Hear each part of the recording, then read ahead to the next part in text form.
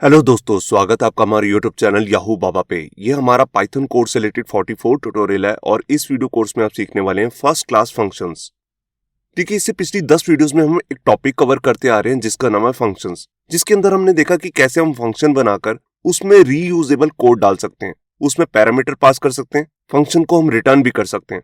अब फंक्शन का यहाँ पर एक बहुत ही इंपॉर्टेंट फीचर भी होता है जिसको हम कहते हैं फर्स्ट क्लास ऑब्जेक्ट्स। मतलब कि जो फंक्शन है वो एक ऑब्जेक्ट की तरह भी वर्क कर सकता है। इसको मैं आपको थोड़ा डिटेल में समझाता हूँ। देखिए, हम पिछली वीडियोस में बहुत इंपॉर्टेंट यहाँ पर डाटा टाइप्स कवर कर चुके हैं, जैसे स्ट्रिंग हो गया, integer, float, boolean, list, tuple, dictionary, set, range.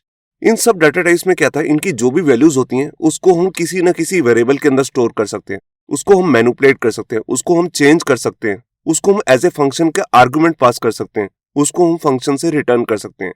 यही सारे काम हम यहाँ पर फंक्शन के अंदर भी कर सकते हैं।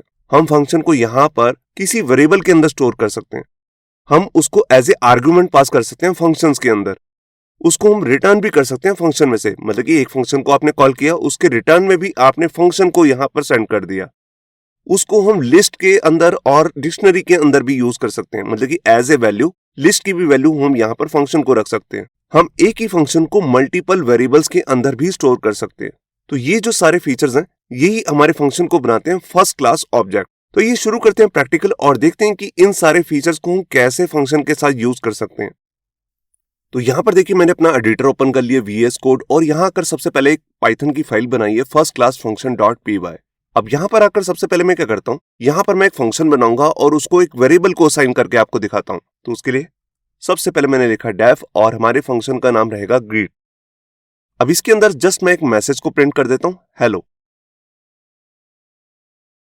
ये देखिए, अब जो ये फंक्शन है इसको मैं एक वेरिएबल को असाइन करता हूं। मैं एक वेरिएबल बनाता हूं यहाँ पर मैसेज नाम से, और इसको मैं यहाँ पर ये फंक्शन ही असाइन कर रहा हूं। तो यहाँ पर मैंने लिखा ग्रीट। अब ग्रीट लिखने के बाद यहाँ पर आपको इस तरह से राउंड ब्रेसेस नहीं लगानी है, क्योंकि अगर मैं ये यहाँ पर राउंड ब्रेसेस लगाऊंगा तो फंक्शन यहाँ पे कॉल हो जाएगा। मुझे फंक्शन को यहाँ पर कॉल नहीं करना है। मैंने जस्ट क्या किया, यहाँ पर ये फंक्शन को इस वेरिएबल को असाइन कर दिया। अब मैं इस फंक्शन को डायरेक्टली भी कॉल कर सकता हूं और इस फंक्शन की हेल्प से भी कॉल कर सकता हूं। मैं आपको दिखाता हूं। ये मेरा मैसेज नाम का वेरिएबल है। अब इसको मैं एज ए फंक्शन यूज कर सकता हूं। ये देखिए, तो यही इसका मेन फीचर है। और यहां पर मैं इसको रन करके दिखाता हूं कोड को। ये देखिए, यहां पर आ गया हेलो। अगर मैं यहां पर आपको इस कोड को कमेंट करूं और यहां पर इसकी टाइप चेक कराऊं, जो हमारा ये मैसेज नाम का वेरिएबल है, इसकी अगर मैं आपको टाइप चेक कराऊं, देखिए उसके लिए मैंने लिखा प्रिंट, और हम पिछली वीडियोस में एक फंक्शन कर चुके हैं जिसका नाम है टाइप, जो किसी भी वेरिएबल की डाटा टाइप आपको रिटर्न कर देता है। तो देखिए, अगर मैं इसके अंदर पास करता हूं मैसेज और इसकी आपको टाइप चेक कराता हूं, तो देखिए यहां पर ये बता रहा है ये क्लास है फंक्शन। मतलब कि यहां पर फंक्शन नाम की भी एक डाटा टाइप होती है। जैसे हम नॉर्मल वेरिएबल लेते हैं, जैसे मान लीजिए मैंने यहां पर लिया एक्स और एक्स के अंदर एक इंटीजर वैल्यू डाल दी। अगर मैं इसकी आपको डाटा टाइप चेक कराऊं एक्स की, तो यहां पर आप देखेंगे यहां पर इसकी डाटा टाइप में आ रहा है इंट। इंट मतलब इंटीजर। बिल्कुल इसी तरह से अगर मैंने मैसेज की यहां पर डाटा टाइप चेक की है तो वो आ रही यहां पर फंक्शन। इसका मतलब फंक्शन भी एक डाटा टाइप है। हम किसी वेरिएबल को एक फंक्शन भी असाइन कर सकते हैं। तो यहां पर मैं इस कोड को तो हटा देता हूं। अब इसके बाद जैसे ही मैंने फंक्शन बनाया, मैं एक ही फंक्शन को मल्टीपल वेरिएबल में कैसे असाइन कर सकता हूं वो मैं आपको दिखाता हूं। तो उसके लिए मैं इस कोड को कमेंट कर देता हूं और यहां पर आकर एक वेरिएबल लेता हूं ए, जिसके अंदर मैं ग्रीट को यहां पर कॉल करने वाला हूं। ये देखिए, मतलब कि इसको असाइन कर रहा हूं, कॉल नहीं कर रहा हूं यहां पर। मैं इसी तरह दो वेरिएबल्स और ले लेता हूं, जिसको मैं यहां पर ग्रीट फंक्शन को यहां पर असाइन कर दूंगा। ए, बी और सी, ये तीन मेरे वेरिएबल्स हो गए, जिन तीनों को मैंने एक ही फंक्शन असाइन कर दिया। अब इसको अगर कॉल करना है तो देखिए मैं आपको दिखाता हूं। मैं यहां पर ए को भी कॉल कर लेता हूं, बिल्कुल इसी तरह से यहां पर बी और सी को भी कॉल कर लेता हूं। ये देखिए, तो यहां पर मैं आपको दिखा रहा हूं कि एक ही फंक्शन में मल्टीपल वेरिएबल को भी असाइन कर सकता हूं। तो यहां पर मैं इस कोड के लिए पहले इसको क्लियर करता हूं स्क्रीन को, और यहां पर आपको दिखाता हूं। ये देखिए, यहां पर 3 बार फंक्शन कॉल हुआ, पहले ए, फिर बी और सी, और तीनों के केस में ग्रीट फंक्शन ही कॉल हो रहा है, एक ही मैसेज आ रहा है। अगर यहां पर मैं पैरामीटर अलग अलग लेकर यहां पर कोई फंक्शन बनाऊं तो उस केस में उसी हिसाब से चलेगा वो। अब मैं आपको इसके बाद एक एग्जांपल दिखाता हूं। इस कोड को मैं कमेंट कर रहा हूं, जिसके अंदर मैं यहां पर आपको दिखाऊंगा कि फंक्शन को हम कैसे लिस्ट के अंदर भी पास कर सकते हैं, जो हमारी लिस्ट डाटा टाइप होती है। तो उसके लिए मैं क्या करता हूं, यहां पर एक फंक्शन बनाता हूं ऐड। जिसके अंदर मैं कोई एडिशन नहीं करने वाला हूं, जस्ट एक मैसेज प्रिंट कर देता हूं एडिशन। ये देखिए, बिल्कुल इसी तरह से मैं एक फंक्शन और बना लेता हूं, इसका नाम रहेगा सबट्रैक्ट, और इसके अंदर जो मैसेज आ रहा होगा वो होगा सबट्रैक्शन। इसके बाद मैं एक थर्ड फंक्शन बना लेता हूं मल्टीप्लाई, और इसके अंदर जो मैसेज रहेगा वो रहेगा मल्टीप्लिकेशन। अब इसके बाद मैं यहां पर एक वेरिएबल लेता हूं जिसका नाम मैं रखने वाला हूं ऑपरेशंस, जिसके अंदर मैं लिस्ट को स्टोर करने वाला हूं। ये देखिए, यहां पर मैंने एक एम्प्टी लिस्ट बना ली। अब इस लिस्ट के अंदर मैं इन तीनों फंक्शन को कॉल करूंगा, मतलब कि कॉल नहीं करूंगा, सिर्फ असाइन करूंगा एज ए वैल्यू। तो इसके लिए मैं लिखूंगा ऐड। यहां पर राउंड ब्रेसेस आपको नहीं लगानी है, वरना फंक्शन यहां कॉल हो जाएगा। ये देखिए, यहां पर मैंने लिस्ट के अंदर 3 वैल्यू असाइन की हैं और तीनों ही फंक्शन है। तो मैं आपको दिखा रहा हूं कि कैसे हम लिस्ट के अंदर भी फंक्शन को पास कर सकते हैं एज ए वैल्यू। अब आपको मालूम है कि अगर आपने लिस्ट की सारी वैल्यूज को देखना है तो हम यहां पर फॉर लूप चलाते हैं। तो यहां पर मैं एक फॉर लूप चला रहा हूं, और इसमें मैंने एक वेरिएबल लिया ऑपरेशन, जो किसके लिए चलेगा, ऑपरेशंस के लिए। ये देखिए, यही हमारी लिस्ट है ऑपरेशंस। अब इसके अंदर मेरे को यहां पर इस वेरिएबल का यूज करना है। देखिए, इसमें पहले आएगा ऐड, फिर आएगा सबट्रैक्ट और फिर आएगा मल्टीप्लाई। तो इसका नाम मैं यहां पे लिखता हूं। अब जब इसके अंदर वैल्यू आ गई ऐड, तो मैं चाहता हूं कि यहां पर मैं उसको कॉल कर लूं। तो कॉल करने के लिए आपको यहां पर राउंड ब्रेसेस भी लगानी है। तो देखिए, बारी बारी लूप चलेगा। पहले आएगा इसमें ऐड, तो ऐड फंक्शन कॉल हो जाएगा। फिर लूप चलेगा तो इसके अंदर वैल्यू आ जाएगी सबट्रैक्ट, फिर ये फंक्शन कॉल हो जाएगा, और उसके बाद थर्ड टाइम जब ये लूप चलेगा तो मल्टीप्लाई वैल्यू इसके अंदर आ जाएगी और ये फंक्शन कॉल हो जाएगा। तो यहां पर मैं आपको इसे रन करके दिखाता हूं। ये देखिए, सबसे पहले यहां पर ऐड चला तो यहां पर मैंने मैसेज प्रिंट किया था एडिशन। सबट्रैक्ट के केस में यहां पर मैसेज डाला था सबट्रैक्शन, और मल्टीप्लाई के केस में डाला था मल्टीप्लिकेशन। ये देखिए, तो आप देख रहे हैं कि मैं यहां पर लिस्ट के अंदर फंक्शन को भी यहां पर यूज कर सकता हूं एज ए वैल्यू। अब बिल्कुल सेम केस, जैसे मैंने ये 3 फंक्शन बनाए, इसको मैं अपनी डिक्शनरी के अंदर भी पास कर सकता हूं, जो हमारी डिक्शनरी डाटा टाइप होती है। मैं इस कोड को कमेंट करता हूं और यहां पर इसे कॉपी कर लेता हूं। यहां पर देखिए, मैंने दोबारा से एक वेरिएबल लिया ऑपरेशंस। अब इसके अंदर मैं लेता हूं करली ब्रेसेस, जिसका मतलब है मैं इसके अंदर डिक्शनरी को स्टोर कर रहा हूं। तो इसके अंदर मैं एक की लूंगा और एक वैल्यू।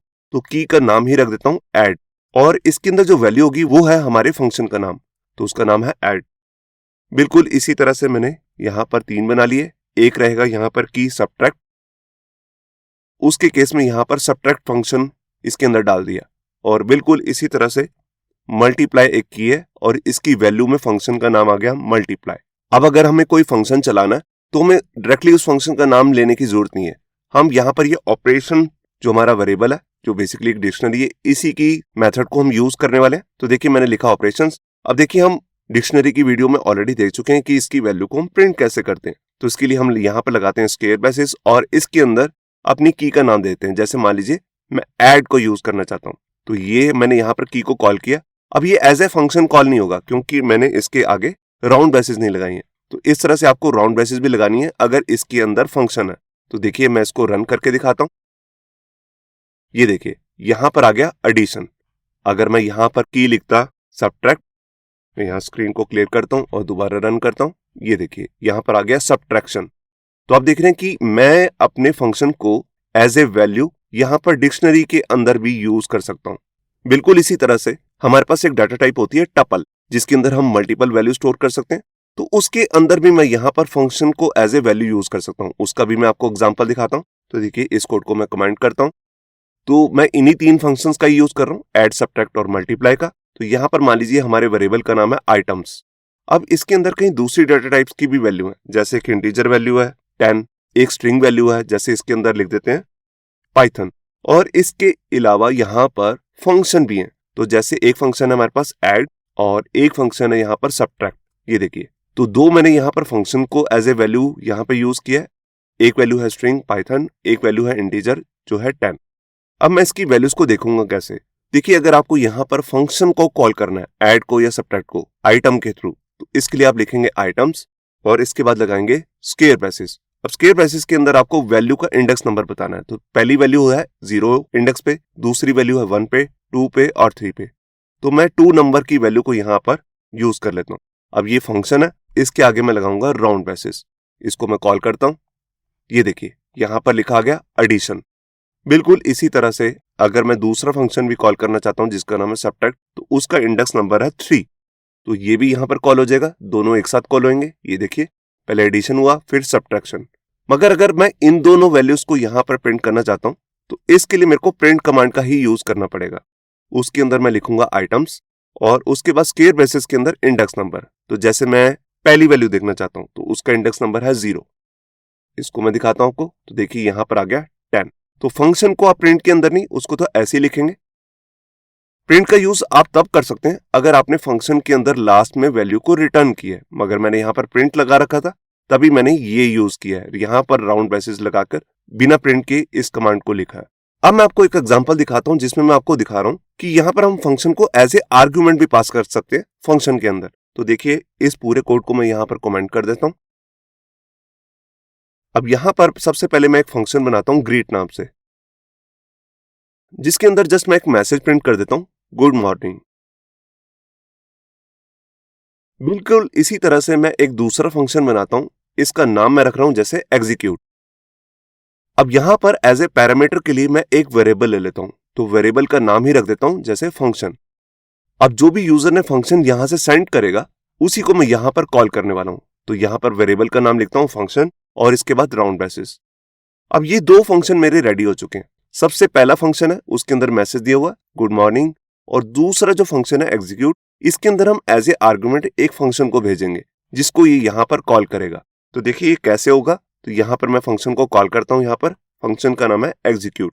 अब इसके अंदर मैं फंक्शन का नाम भेजूंगा तो उसका नाम है ग्रीट। तो बस मेरे को नाम ही सेंड करना है, यहाँ पे कोई राउंड ब्रेसेस नहीं लगानी।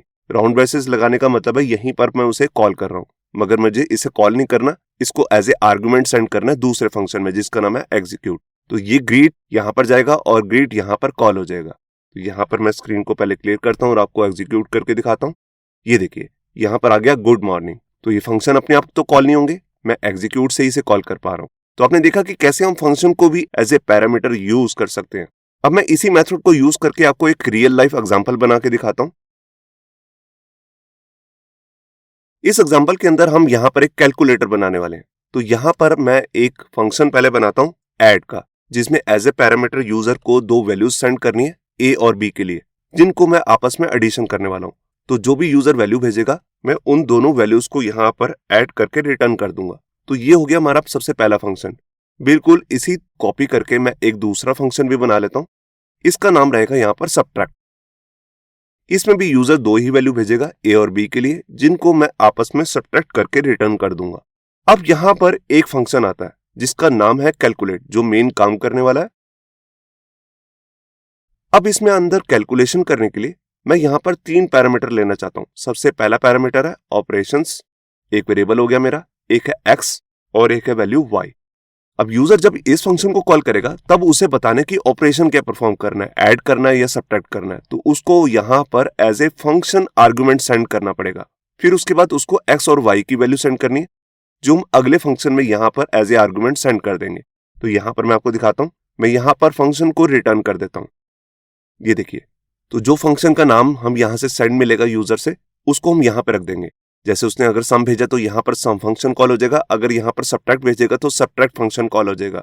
अब इन दोनों फंक्शंस को एज ए पैरामीटर दो वैल्यूज भी चाहिए, तो वो दो वैल्यूज हमारे को एक्स और वाई से मिलेंगी।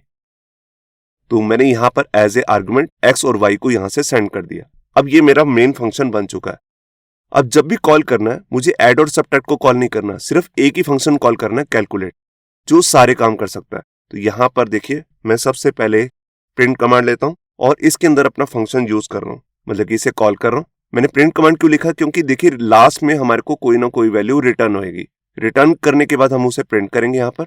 अब कैलकुलेट फंक्शन को 3 आर्गुमेंट की जरूरत है। सबसे पहला ऑपरेशन, तो जैसे मैं यहाँ पर सेंड कर देता हूँ ऐड, फिर उसके साथ दो वैल्यूज भी सेंड कर देता हूँ। ये देखिए 10 और 20। अब 10 और 20 जो है एक्स और वाई को यहाँ पर असाइन हो जाएंगी, जिसको मैं आगे एज ए आर्गुमेंट सेंड कर दूंगा ऐड फंक्शन को, जो लास्ट में यहाँ पर इन दोनों को ऐड करके रिटर्न करेगा। तो लास्ट में जो वैल्यू हमारे को यहाँ मिलेगी उसको हम प्रिंट कर देंगे। यहाँ पर एक एरर भी आ रही है, यहाँ पर इससे पहले स्पेस आ रही है, तो स्पेस को मुझे हटा देना। ये देखिए अब मैं इसको आपको रिजल्ट दिखाता हूँ। ये देखिए यहाँ पर आ गया 30, इन दोनों का एडिशन बना 30। अब देखिए मैं इन दोनों को सब्ट्रैक्ट भी करके दिखाता हूँ। उसके लिए जस्ट मुझे क्या करना है, जैसे मैंने फंक्शन को कॉल किया कैलकुलेट, अब ऑपरेशन में जस्ट इस फंक्शन का नाम पास कर देना, सबट्रैक्ट। तो ऑपरेशन भी हम बता रहे हैं क्या काम करना है और दो वैल्यूज भी सेंड कर रहे हैं। जरा वैल्यू में चेंज कर देता हूं, जैसे यहां पर ले लिया 20 और यहां ले लेता हूं जैसे 8। ये देखिए पहली वैल्यू जो है एडिशन के लिए है, दूसरी वैल्यू जो है सब्ट्रैक्शन के लिए है। तो सब्ट्रैक्ट होके वैल्यू आ रही है 12। ये देखिए, तो आपने देखा कि इस पूरे एग्जांपल में हमने फंक्शन को ही एज ए आर्गुमेंट यूज किया। ये देखिए जैसे यहां पर मैं एज ए आर्गुमेंट सेंड कर रहा हूं और लास्ट में रिटर्न में भी एक फंक्शन ही यहां पर रिटर्न कर रहा हूं जिसके अंदर आएगा या तो सम या तो सब्ट्रैक्ट। तो आपने देखा कि क्यों हमारे फंक्शंस को कहा जाता है फर्स्ट क्लास ऑब्जेक्ट। इस तरह का फीचर पाइथन के अंदर ही मिलता है, दूसरी लैंग्वेजेस के अंदर कम ही मिलते हैं। तो ये था हमारे इस वीडियो का ट्यूटोरियल। जो भी मैंने इसके अंदर कोड किया ये सब कुछ आपको हमारे गिटहब के अकाउंट से मिल जाएगा, जिसका लिंक भी नीचे डिस्क्रिप्शन में है। होप सो आपको हमारा ये वीडियो ट्यूटोरियल अच्छा लगा होगा। अगर अच्छा लगा है तो वीडियो को प्लीज लाइक करना मत भूलिए। अगर आप ऐसी रेगुलर अपडेट्स चाहते हैं तो हमारे चैनल याहू बाबा को सब्सक्राइब करना मत भूलिए।